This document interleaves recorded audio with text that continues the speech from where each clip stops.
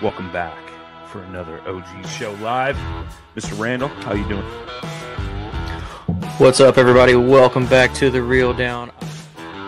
Welcome back to another episode of Bass Fishing for Noobs. Hi, boys and girls. Welcome to, once again, the Bass Kayak Fishing. Brother, this is the final cast. Another segment of Chasing the Tide, your saltwater connection on the PaddleNFin. Welcome back, everyone. Another episode of Feather and Fur. Your host, Brad. Welcome back to the Mindset Podcast. I'm your host, Crystal. Hey, welcome back to Off the Water. Happy Susie Q here with Adventures of Outdoor Woman podcast. Hey guys, welcome to the Rusty Hook Kayak Fishing Podcast. We're brought to you by Pelican, built tough for all situations. Go to pelican.com.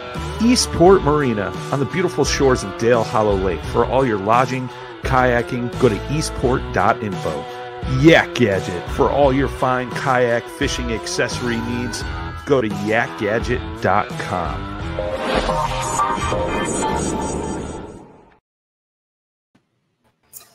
Welcome back to another PaddleNFin Noobs broadcast. I'm Susie Q here. Hey guys, what's up? It's Sean.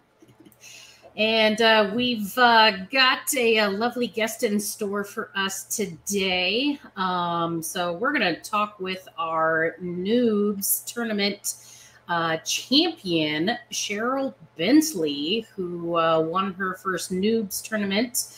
I believe it was back either in June or July. And then we just had the championship wrap up a few weeks ago here in October. And we had our first lady winner of the season. Woo, woo, woo. Super excited for that. So without further ado, Sheryl, welcome to the show. Hi, guys. Welcome.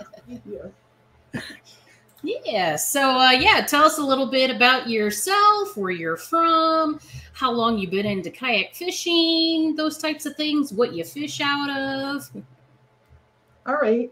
Well, I am up in New Hampshire, more lower to central New Hampshire. I'm fortunate to live on a river, which is nice. That kind of got me into fishing. I grew up, my dad was a trout fisher, so I was exposed to that. And we did a lot of offshore fishing for stripers and fish and stuff. But I would say I didn't really start getting into fishing on my own to maybe 7 years ago. And it was just my kids were older, I had time, the water was there. Someone gave me a canoe and I just used to take it out and have a blast. And eventually I added some fishing gear, just simple stuff, worm, bobber, little Shakespeare prawn, and I was catching stuff and it just kind of grew from there. I don't think I caught my first bass until, I don't know, maybe 2017, and that really got me. I didn't even know what it was when I pulled it up. It's not a trout, not a sunfish. Looked it up. It was a largemouth, and that was that.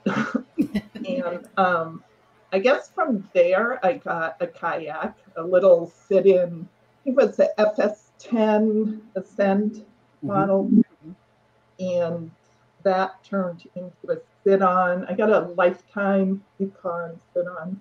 Just a really nice kayak. Not much money, but really enjoyed it. And this year I upgraded to a Hobie Outback, which I'm in love. That is my boat. That I can hear you. That's the same boat I paddle. Mine's maybe 2 years old now, but I absolutely love it. It does everything I need to do. So. Yeah, it's amazing, the thought, like the compartments, the cords, just everything it's what a difference. Right. I always said that I don't know much I would change on it because it seems like it was very well thought out. Everything's right where I would want it to be. So yeah, I agree.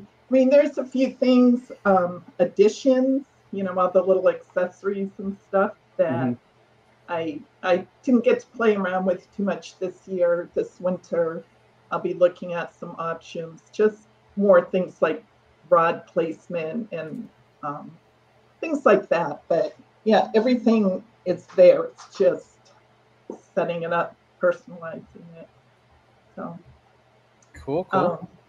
Yeah, and this was my first year tournament fishing, and it was never something that had crossed my mind. It was,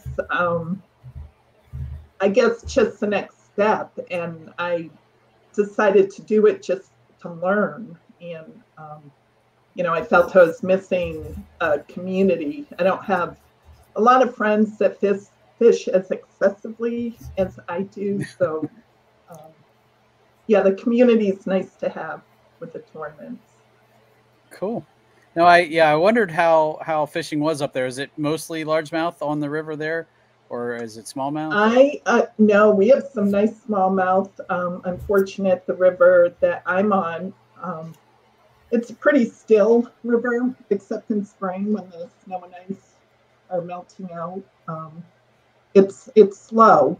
So it's funny. Some years it seems mostly largemouth. Other years it's smallmouth everywhere, and just little ones. But I've caught some pretty good, up to 20-inch smallmouth in the river. So nice. Yeah, and then it's just amazing, the variety.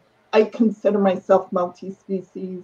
I just love hitting the water. I'll focus on the bass, but there's crappie in here, perch, trout, bluegill, pumpkin seeds, pickerels, just such a variety. Cool. And the bass. Well, that's awesome. So yeah, what do you, so you kind of sound like a majority of us, how you first got started, whatnot, the old bobber and worm hook type fishing and everything. Yeah. How have you learned like different things along the way? Have you had anybody to show you? Have you joined any fishing groups to kind of get some more input and whatnot? Do you watch any certain types of fishing videos or whatnot? Yes,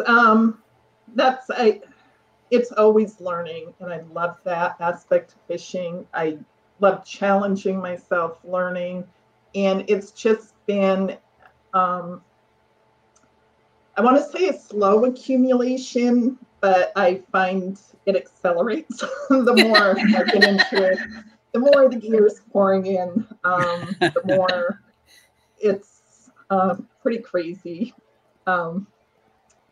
Yeah, I think I started mostly with spinning. I mean, the gear I started out using, someone had left behind in my garage. It was sitting there for years, and like, hey, I'm going to take this out. And then I remember the first spinning combo I bought for myself, and it was for trout fishing. And then I just started adding. Last year was my first year with a bait caster, which I did okay, did all right. And this year I really upped my arsenal. I've got 5 new setups. 3 of them bait casters, 2 spinning, and I'm comfortable with it. I love it all. I love the variety. I'm still learning the little nuances of, the ratios and the weights and all that good stuff, but it's what keeps it exciting. Yeah. Do you find most of those techniques work on the river? Like if you're using a lot of different stuff, I mean, I'm sure there's times when, top water might work well or, that kind of thing, but is there, you find a lot of different techniques work? Yeah. I consider myself mostly finesse. To me, I love a little jig head, a little high-tech easy shiner, and I'll use that all season. It's not to bore myself with it, but it catches fish. So top water, sure. This year, I really started getting into jigs more. I like crankbaits. I like fishing with them, but I find myself, I guess, clumsy with them. I stick myself. I've just had some pretty horrific things for those trebles. So I'll take those out when required. But yeah, I find on this river, it's similar to a lot of other bodies of water I fish around here. I don't really fish the big lakes. Usually up like when I'm Pisaki and stuff, it'll be ice fishing. But I've taken my kayak out on that a few times, but mostly I stick to the smaller lakes, larger ponds. And I find the baits here on the river are pretty much the same as I've been using in those places. Again, it's a pretty still river. There's not much current. There's a few areas of rifts and stuff, but if you look out my window, it looks like a pond. Okay. And I have to say, the tournament fishing I did this year was not on the river. Okay. So that's my comfort zone. And it's got some amazing fish, but it's not as bountiful as some other places I've located. So. Gotcha. And what got you started in the Noobs tournament? Like, how'd you hear about that? This year was a year of podcasts for me. I just started listening to podcasts. I came across you guys, and it's all on Spotify. I honestly didn't even realize it was a video until you contacted me. We should probably mention that more. Then. We should, you know? Yeah. I kind of jumped in. I jumped in on this. There's a multi-species tournament through Jigs and Bigs. I joined at the same time.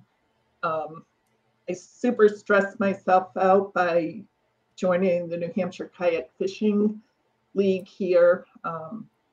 That was stressful, but just was so out of my comfort zone, and I didn't know anything about tournament fishing or anything, but it was great. It was just amazing. I did the Slay Nation Lady Slayers online tournament, and now I'm the 2023 director for that group, which is super exciting. Awesome. So, combined with this, the PaddleNFin, it was just an amazing summer of growth and push. And awesome. Yeah, thank you guys. Absolutely. That's what it's there for. Absolutely. 100%. So. And it's always awesome to, see and get more women into this sport as well, because, it is a pretty big male dominated sport, but more and more each year we are seeing more ladies getting into it, whether it be, just for fun, dabbling in some online tournaments, local tournaments, that type of thing. There's also a women's group that gets together every year that I'll have to give you some information for as well. That's called the Women's Fishing Federation. And we haven't gotten our date or location planned for 2023 yet, but I know we should be getting that nailed down here hopefully soon, because I know the Hobie TOC is wrapping up, and usually after that event we'll get planned for next year, because we're waiting for the big schedules to come out and everything. But it's an awesome experience. Ladies from all over the country come together. And these are ladies who have barely kayaked fish. Some of them have kayaked fish all their life, but maybe just for fun. It's a lot of teaching, helping other women learn skills and everything. So depending on where we have it next year, I definitely think that could be definitely a fun event that you could benefit from as well. Oh, it sounds amazing. I did join. I have a membership with them. I joined this. Oh, good. Yeah, it was several months ago, so I haven't really had a chance to explore much of it, but that sounds great. I'll be there. Awesome. Good to hear. Well, yeah, with the local club you joined, what was it called? The New Hampshire Kayak Fishing. Kayak Fishing. Awesome. Yeah. Are you the only lady on there right now? Are there other? No, there was actually 4 of us. What? Wow. Which is pretty cool. Yeah. And some really talented ladies. So awesome. I felt privileged to be able to fish with them. So awesome. Good deal. So what have been your biggest impacts from either the podcasting or the kayak groups? What have been your biggest influencers and what's helped you out the most this year? I guess tournament fishing is so different than fishing, right? Mm-hmm. Like before, I'd come home from work, throw the boat on the water, go for the evening and just chill and learn. But the tournament fishing has just pushed me to learn and, breaking down a body of water, like, doing your homework before you fish, looking up the topo maps, checking out Fish Brain, like Google Earth, and just really studying. The in-person tournaments, I was introduced to a lot of bodies of water I'd never fished before. And I would say that's true for the online tournaments too, because like I said, the river, while it's got some great fish, it's not always my best days on the river. The numbers aren't there. So the tournaments push me to look for other bodies of water, look around my area more, find some places I hadn't considered before, and which in turn, I try new techniques, different areas. I don't know, it's just really pushed me to learn and get better, right? Right. Yeah. That's actually why I signed up for tournaments for the first time too, was to kind of force me to get off the waters that I knew, and to, because I would just go to the same spot over and over and over again, knowing I at least had some idea what I was doing. And when I first ventured out, it can be tough. Those first couple of times fishing a new body of water, but Ooh, yes. Even with studying,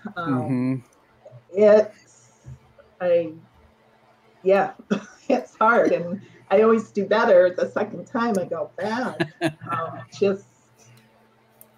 First time on a body, I found tricky. That was tricky with the in-person tournaments. Just not even if you do your homework, you can think a place looks great on paper or on on Google Earth, and then you show up and for whatever reason the water level is different, or there's more grass there than you thought there would be, or there's a lot of variables that you don't necessarily see through that, and when you show up, and it might force you to change your tactics a little bit. But yeah, I definitely understand how that goes. So yeah. So what has been some of your go-to techniques this year? Again, I like plastics for the most part. I play around with the other things, but I find my most success on little weighted swim baits. Of course, Senkos. I'll fish a lot. Jigs this year have become something I've enjoyed. I like a nice spinner bait. It's one of my favorite jerk baits. And do you remember which month you won? I know you said June or July. I should, right? But I don't. I think it was June, July. Because I'm thinking, I'm like, it's nothing against New Hampshire, but we are going up in that Noobs tournament, there's people from all over. And, you know, when you put up winning numbers from New Hampshire against people in states like Alabama and places like, you know, that are much better known for their bass fishing, that's saying something, you know, obviously. So there, we have amazing waters here. Okay. I feel surrounded by water, and that's it's pretty cool. Variety. You know, we have little ponds, we have rivers, we have the lakes region. Yeah, it was funny, the Slay Nation Ladies series. I forget how many of us were in the kayak series, 15, 18, but I placed in the top 3, and first place was a woman from New Hampshire too. So wow, New Hampshire is up there. We have some nice fish. So I've got I brought the tournament up here. It's from July, actually, which July can be an interesting month sometimes, depending on where you are in the country. But you had 88.5 inches, and you had, in a sense, tied with a guy who's from Arkansas, but you won because you had the bigger fish by a 1/4 inch, which, I mean, you know, 88.5, that's pretty darn good. You know, when you think about it. And I mean, like you see some of the other states where, you know, these other anglers are from. I mean, California, South Carolina, there's Illinois, Arizona, even Florida, man. Like Florida has some big fish to it, you know. Alabama, Kentucky. I think that was one of our bigger months. Oh, we had 18. There was a month I felt like we had almost 30 people. It might have been earlier than that. Did I not catch a fish that month? Oh my goodness. Where are you, Sean? I'm way at the bottom. I your touring card that month. In my defense, that was vacation and camp, and the week I do at camp, which doesn't count because that's private water. So, right. But yeah, her big fish was this beautiful looking 19 3/4, so close to that 20 inch mark. Yeah, wow. Just didn't quite get her, but yeah, definitely some good fish out there. So yeah, and then let's see here. Let me go back to my other screen here. So that win had qualified her for our Noobs Championship, which was kind of like a unique style. So anglers had a choice of 5 days to choose from. Now, they couldn't fish all 5 days. They only had to choose 1 day. And they had to choose beforehand, or, well, when they signed up for the tournament on Tourney X. And so let's see here. Let me bring it up here. So what was your strategy there for picking your days? Or did you just luck out and pick a good day? Or did you have to fight through some bad weather or anything? Well, there was strategy. One thing I should mention that with this tournament fishing, I've learned I'm competitive. I haven't known that about me. I start tournaments for competition. Other than with myself, I never crossed my mind I could win anything or place anything. But yeah, so by the end of the summer, there's strategy in everything I did. I found that important. And the first few days were out for me. I had work obligations that left me with the weekend. And I was torn. It was warm for New Hampshire that weekend. Towards the end, I think I chose the 23rd, somewhere in there. And it was between Saturday and Sunday. Saturday was my birthday, and I'm like, hey, I should just fish on my birthday. That's the hot, right? And it was nearing 60s, so it predicted. But the weather can turn, and the weather report changes every couple hours, it seems. So it was hard to plan. But it did show sunny, blue skies Saturday. Sunday was overcast. and still holding around 59. So I chose the overcast day thinking that would help me out. And then 2 days prior, they predicted rain, and I was kicking myself, saying, no, I should have picked Saturday, but you can't change. So, and the rain held off. It was an awesome fishing day. It was hard. It was hard to find fish, but wasn't too cold for late October here. It was actually a beautiful day, overcast. Wasn't windy. It was pretty still. And you said it was tough to find fish. Did you kind of get in, get some right away, or did you really have to? No, I probably fished for 3 or 4 hours with nothing. I started with some top water, thinking for sure. It was perfect top water mornings, so it looked. And I couldn't find them. I'd see little rises here and there. And I had never fished this body of water so late into the season. So I wasn't as familiar with where I might find those fish. I was just kind of guessing around, feeling it out. And where I started, the water was still, it was below 50.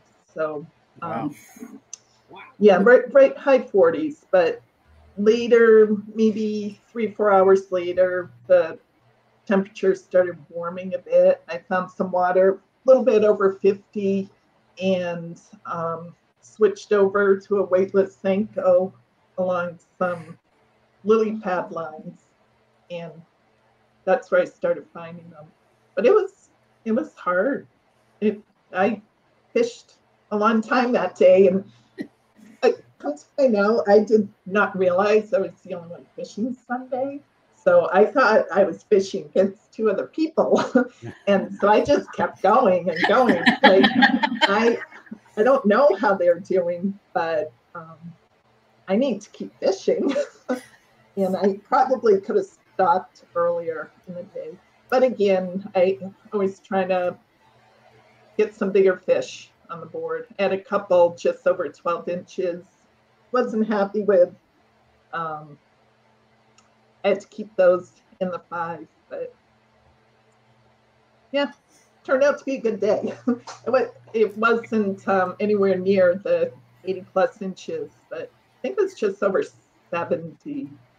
71 and a half. Yep. That's it. And out of the other anglers, you were the only one to get a full limit on your day of fishing as well. So definitely a kudos to you. We could definitely tell that it was a struggle because that Saturday is when the other 3 anglers had chosen to fish as well.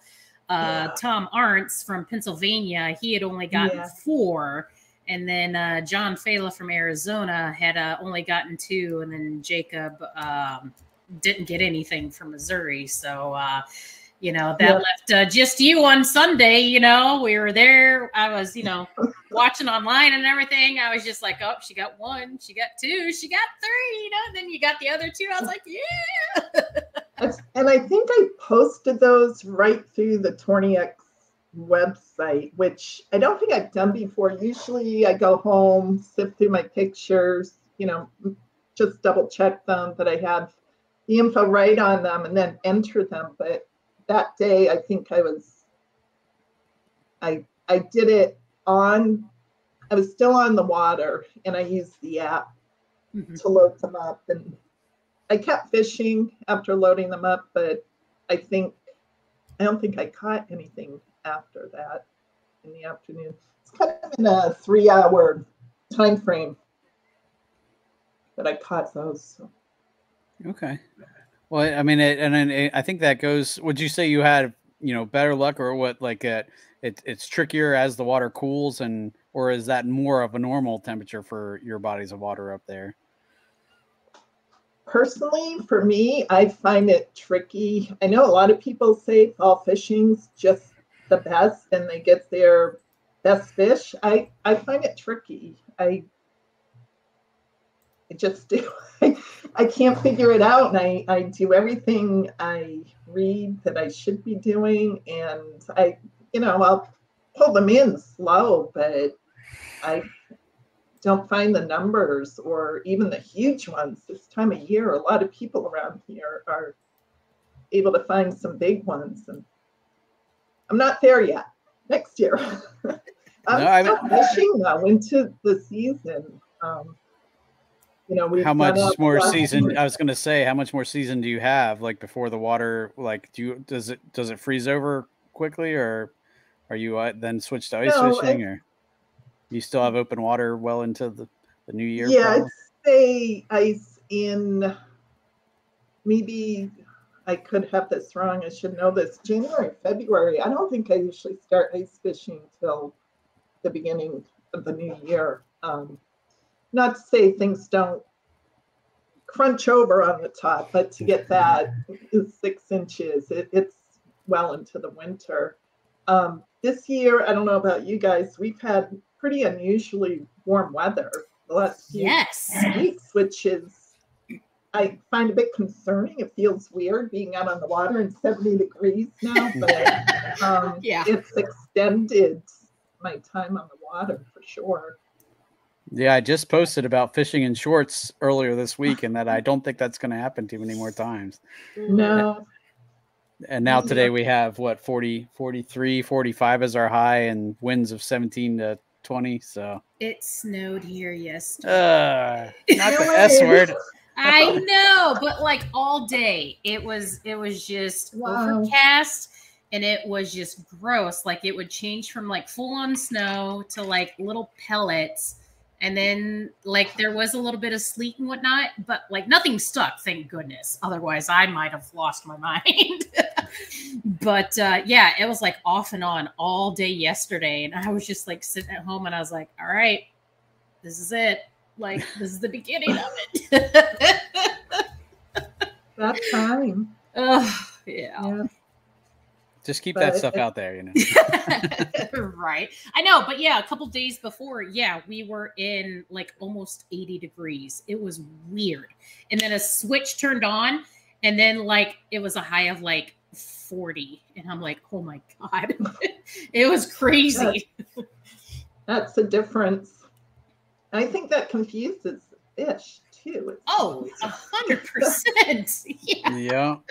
No, I kind of wondered that too, because this fall I have not seen the numbers that I saw, last fall or the last couple of falls, and I was kind of curious, and I was wondering if it was just abnormally warm, and if that was just throwing fish off if they're not where they didn't like feel like they needed to start, moving to their winter spots yet, because that's kind of where. Right.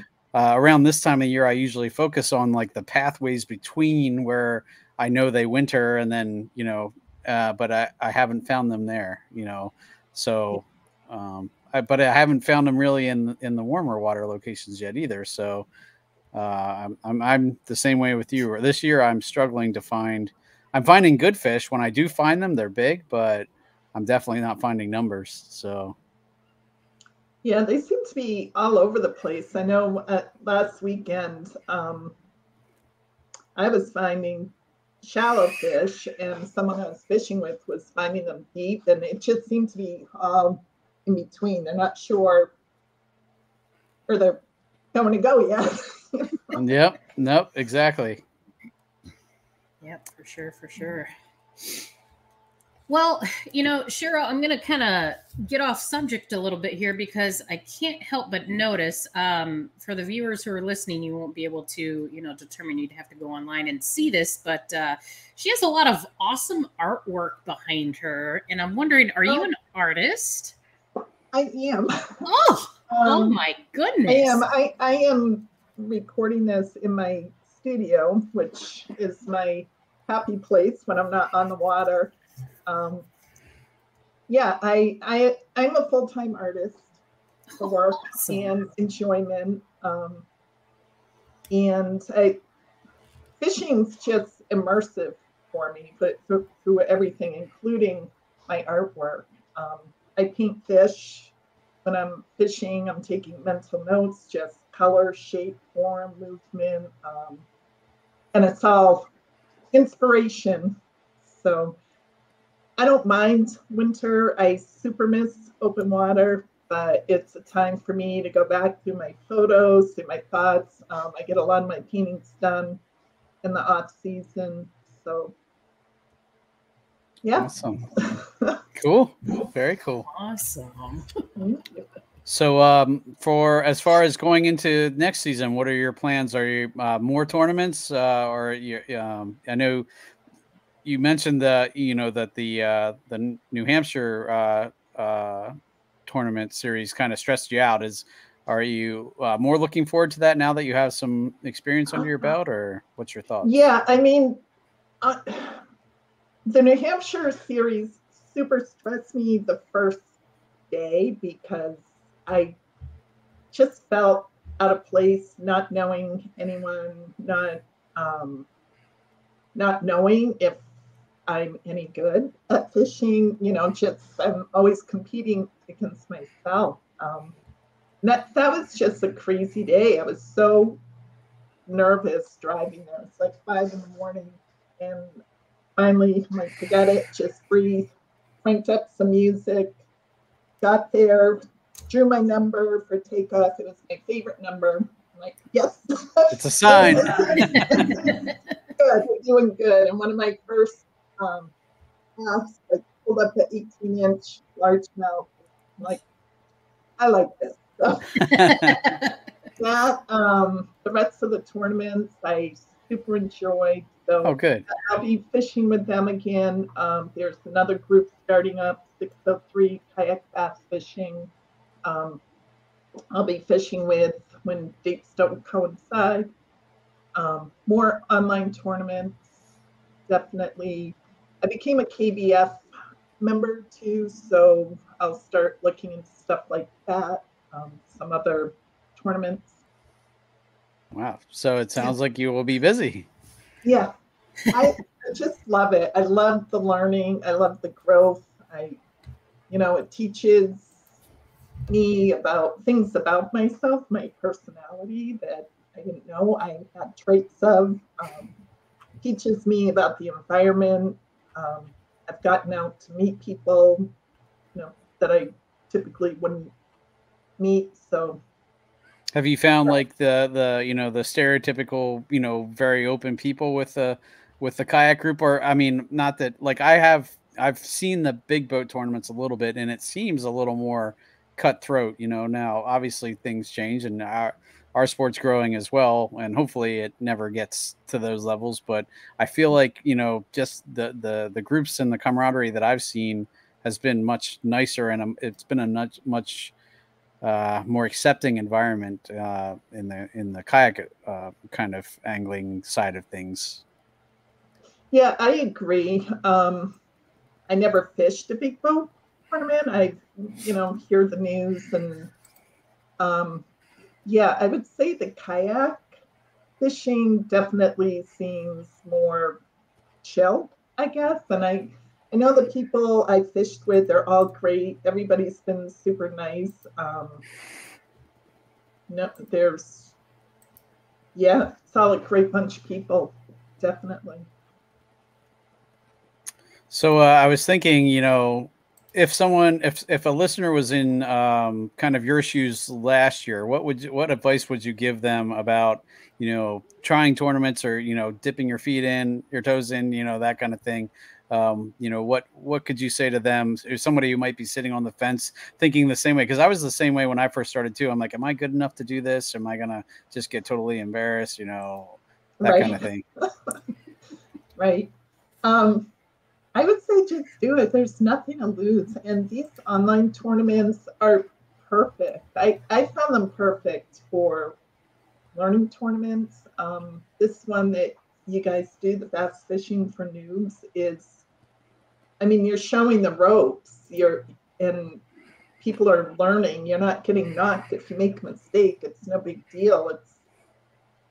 You become a better angler, definitely. And like, even what I was saying, I didn't do it because I was competitive and I wanted to win something. I wanted to do it to learn. So nothing else, even if people don't want to do it for competition, just the learning is immense. And it pushes you to grow as an angler, as a person, opens up, relationships with people. Yeah, it's a good thing. I would say start online with things like this, and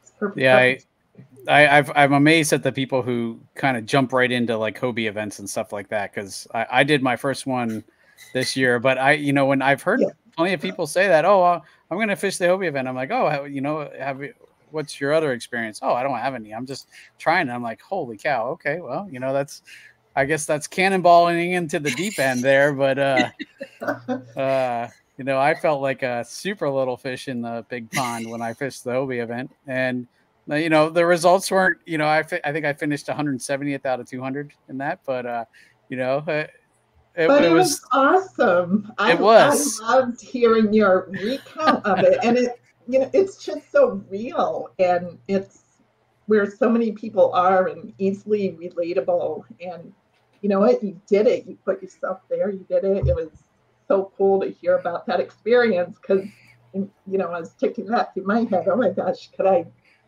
put myself there? I don't know. So congratulations. Yeah, thanks. It helped a lot having Ethan Jett with me. I know we've interviewed him once on the podcast before, and we did a Shaky Head episode, and he came up and stayed at my place. He was good friends with Ryan. He's from Tennessee, and he had actually, prior to coming up and staying with me, had won second place in a Hobie tournament earlier this year, and he was actually fishing the Tournament of Champions this weekend. So I was kind of tracking along with him. And just having him there with me, kind of talking me through, kind of what to expect and stuff. And then also him kind of struggling in the Susquehanna event made me feel better about myself too. Cause I'm like, here's a guy who won second in this other Hobie event, and he's struggling, riding the struggle bus just as much as I was.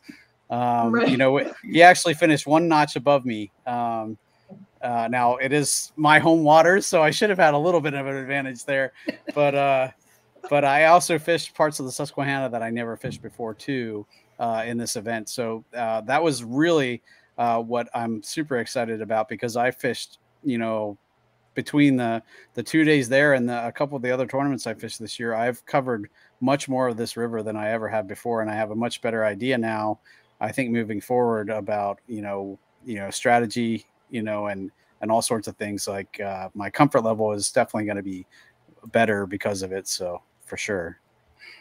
Yeah.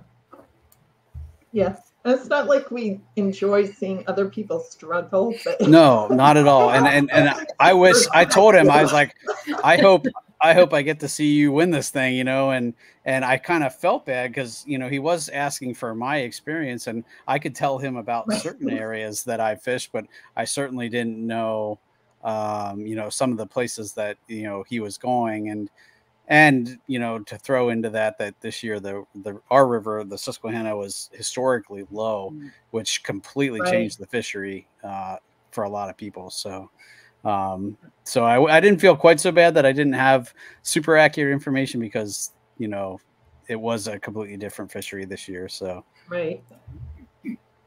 Yeah. And, a lot of these things that you guys are talking about too, these are such, enriching and like positive things to like hear, because, as you hear about, the tournament scene and everything, people who have been part of it for quite a while now, you start hearing kind of more of the complaining side about everything, or people are getting burned out or whatever. It's so refreshing to hear, these new experiences, because you're just like, oh man, that's that's how I was when I first got into it. And like sometimes you get rejuvenated with that joy again because you're just like, oh, I'm hearing about this person, how they first got into it. You know, you think and remember about the experiences you had when you first started. Then you're just like, oh, now I want to go fishing now. You know, I mean, like, I don't know if you know, but I've been out of fishing since like June because I had surgery on my shoulder. Right. So, like, I've been going insane the last couple of months. Oh, like, it's been awful.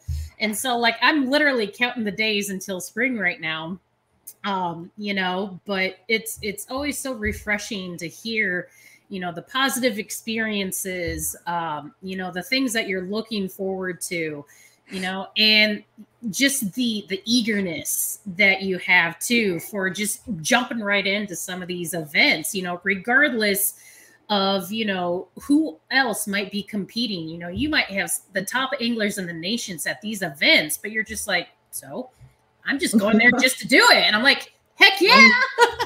Right.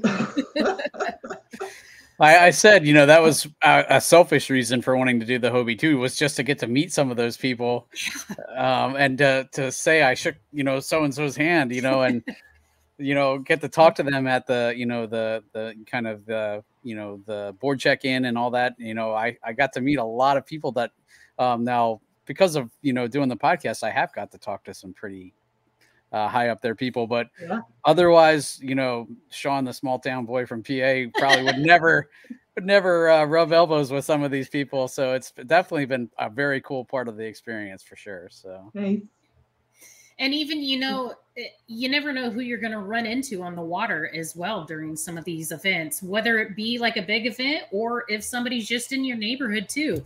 You know, I mean, for all you know, you could have Christine Fisher come fish in your, you know, backyard or something like that one of these days. And you're just like, oh my God, you know? So, I mean, it's just, you never know who you're going to run into. But I guarantee you, like, any of these people you run into, like, they're like some of the most outgoing and talkative and approachable people out there. You know, I mean, you go up and you're like, hey, are you that person? And they're gonna be like, yeah, and you're gonna be like, oh, I'm such a fan, and like they're so awesome about it. You know, there's a lot of humble, true ambassadors of the sport for sure. Yes, very much so. And I mean, like, if you're struggling to, you know, like sometimes people can pick up on that. You know, whether they're out there and they can just see up, looks like they're having a hard time. People come up and, like, you know, want to ask you, hey, you know, you need some help or whatever. Just, you know, the camaraderie in this sport is just like unlike anything else that I've experienced in my life. You know, just the outreach that people have, the knowledge and skills that people want to share with you. And just, it's awesome. It's a good community from what I've seen so far. Awesome. Yeah. So any techniques or anything that you're looking forward to trying next year, or anything like growth wise that way? Yeah. I want to get better with my bait casters. I do all right. That is definitely a learning experience, but yeah. But yeah, I want to get better. And keep playing around with different types of jigs, because those have really, like I said, been interesting to me this season, more so than in the past. So we'll keep going with that. I'm just excited to get my Hobie out on the water for a full season and just see where it's going to bring me. And I got to figure out, I'm looking forward to hopefully getting, they call it a Rhino T-loader to help get that thing on top of my cart, because I cart top it. It's not easy.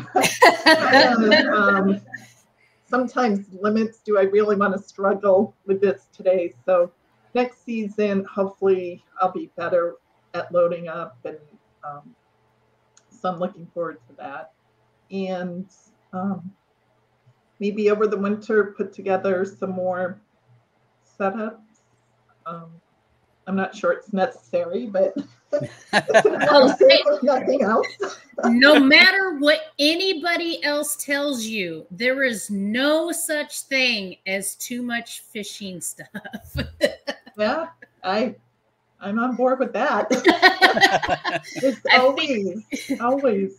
I think when I last counted, I've got almost 30 rods, but like I have my salmon rods, I've got my bait caster rods, I've got my spinning rods. So like I've got a plethora of, some different ones. Majority of them is bait casting rods. And then I've got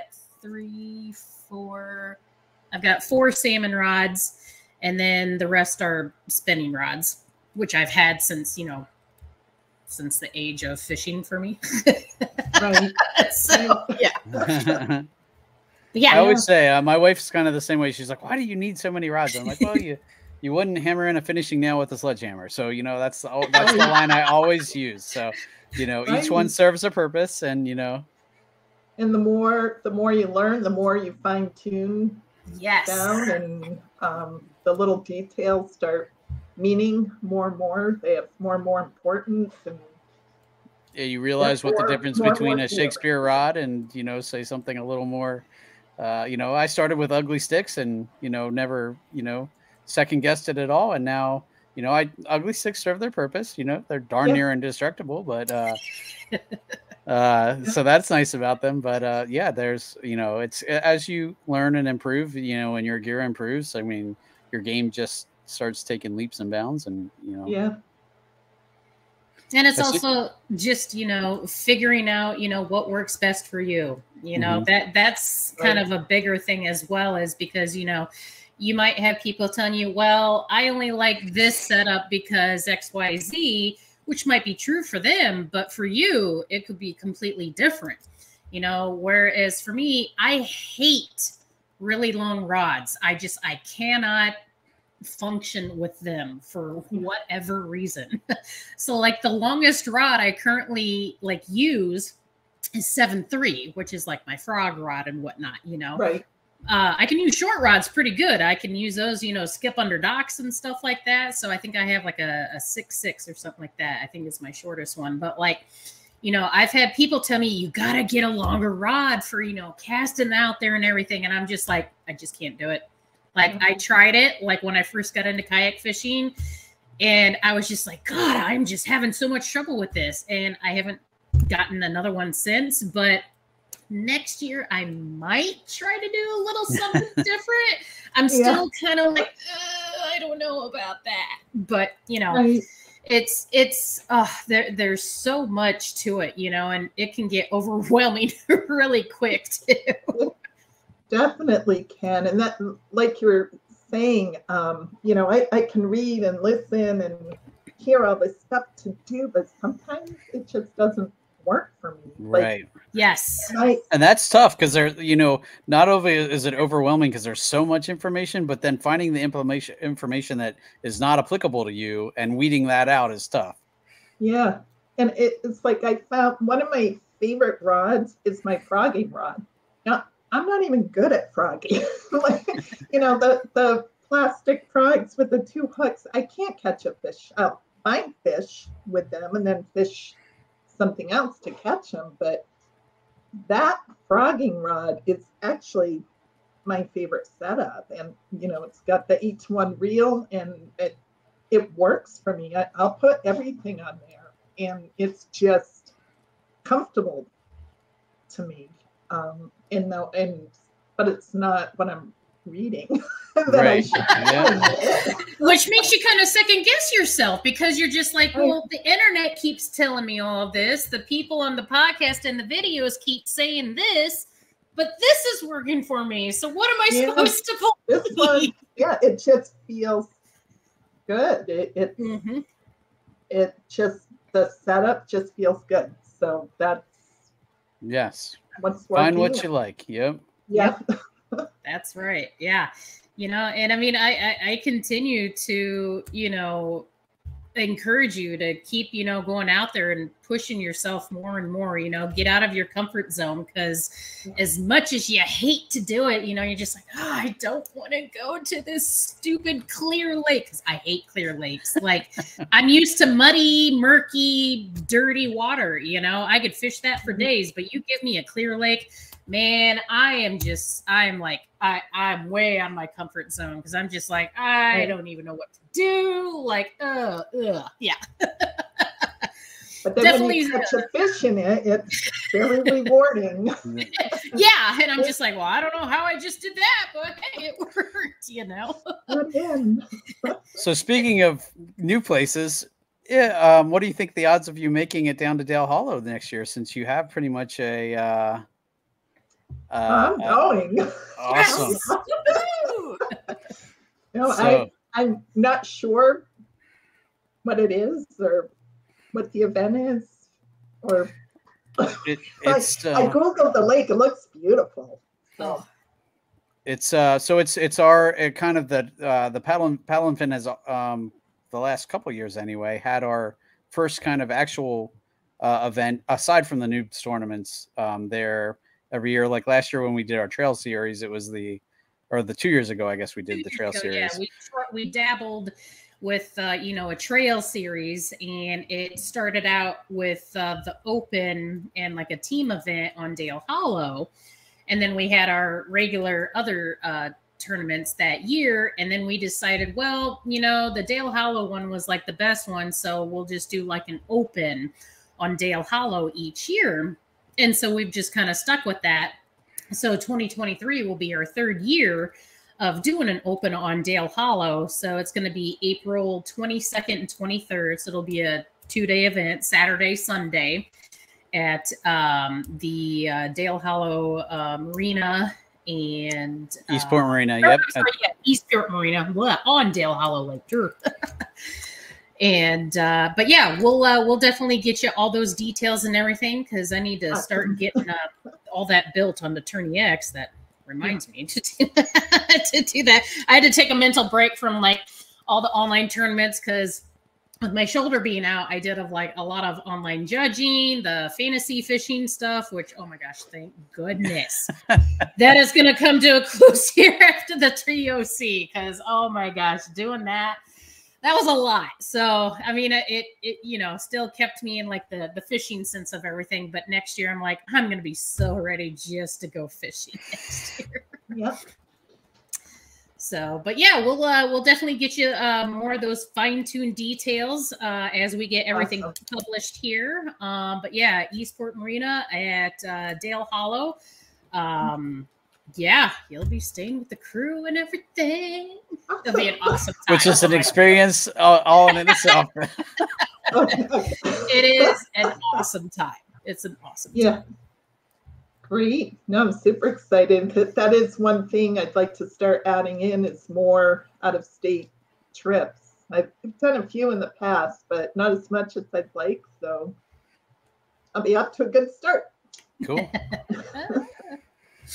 I guess so. We're starting to wind down. It sounds like. Do you have any social media or sponsors or anything that you want to shout out? I do not have sponsors. I do have social media. I'm not terrific with social media, but I do.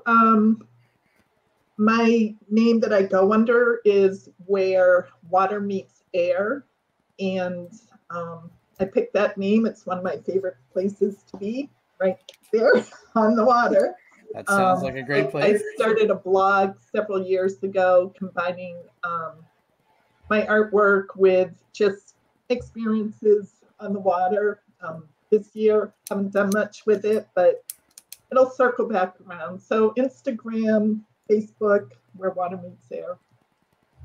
Awesome. Yeah. Awesome. And we'll have all of those linked out here on the podcast link and video links as well. And yeah, it'll be awesome. Yeah. Well, thank you, you guys. Yeah, no problem. Thanks, Sheryl, so much. Good job this year, and we're looking forward to seeing what you do next year. So, thank you. Yep. Thank and you. we'll be seeing you in April. I know. We're so excited. That is going to be a good time. It Oh my never gosh. disappoints. Can't wait. It's a good time with the crew. Can't wait to have you. Great. Thank you. All right, guys. Well, this has been another episode of Bass Fishing for Noobs, where we bring you the techniques, the tricks, and the tips to help you rip more lips. Thanks for joining us, and we look forward to seeing you guys next time. Thanks for tuning in to another killer episode here on PaddleNFin. Be sure to drop a 5-star rating, a thumbs up, or smash that subscribe button on any platform you're listening in on. Be sure to check us out on Waypoint TV, waypointtv.com. Make sure you sign up for the Fantasy Kayak Fishing League at PaddleNFin.com/fantasy. You can support this show through Patreon, patreon.com/PaddleNFin. Don't forget to check out the website, PaddleNFin.com. Catch us on YouTube. If you got a question, comment, or want to see a future guest on the show, be sure to email us at paddlenfin@gmail.com. Shout out to our show supporters, Yak Gadget. You can check out all the fine kayak accessories at yakgadget.com. Pelican Professional. For all your cases, coolers, and lighting needs, go to pelican.com. Rocktown Adventures, your Midwest premier paddle sports destination. Go to rocktownadventures.com. East Port Marina, the beautiful destination on Dale Hollow Lake. If you're looking for lodging, kayaks, kayak accessories, or anything fishing related on the beautiful Dale Hollow Lake, go to eastport.info. And Jigmasters Jigs. When in doubt, get the jig out. Go to jigmasters.com and fill your tackle boxes today.